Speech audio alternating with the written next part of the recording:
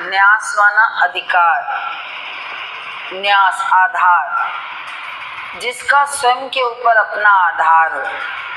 फिर एक बार बोले सन्यासी माना सर्वनाशी। कैसे?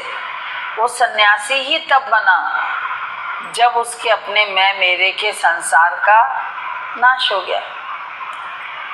अब आत्मा का निश्चय करके तुम्हारी प्रारब्ध का मर्डर नहीं होता, ये याद रखना।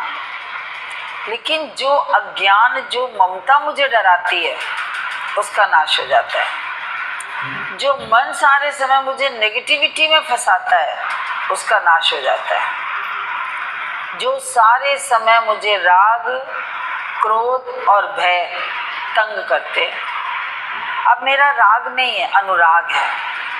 मुझे भय नहीं है, मुझे निश्चय है। मुझे क्रोध नहीं है, मुझे क्षम्य भाव है।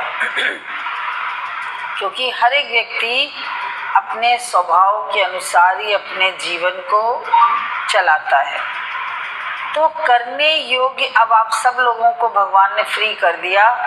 तुम्हें खुद पता होना चाहिए तुम्हारे लिए करने योग्य कर्म क्या हैं, तुम्हारी वर्तमान में आवश्यकता क्या है, तुम्हें क्या करना है।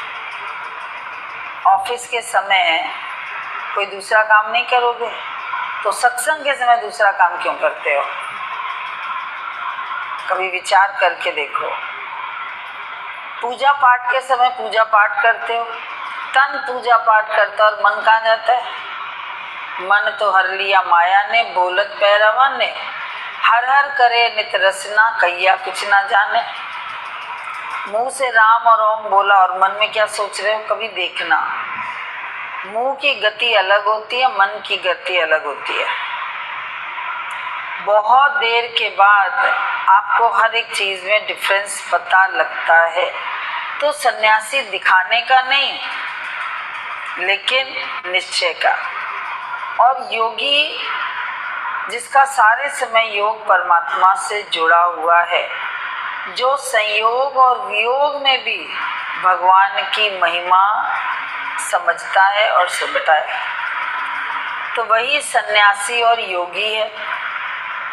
और केवल अग्नि को, अब जो लौकिक दृष्टि से जिसकी दुनिया ने सन्यासी की परिभाषा रख रखी है, अग्नि का त्याग करना, घर का त्याग करना, परिवार का त्याग करना, कर्म धंधे का त्याग करना, तो करेंगे क्या फिर वो? एक आदमी गया गुरु के पास, उसकी औरत जबरदस्ती लेके गई।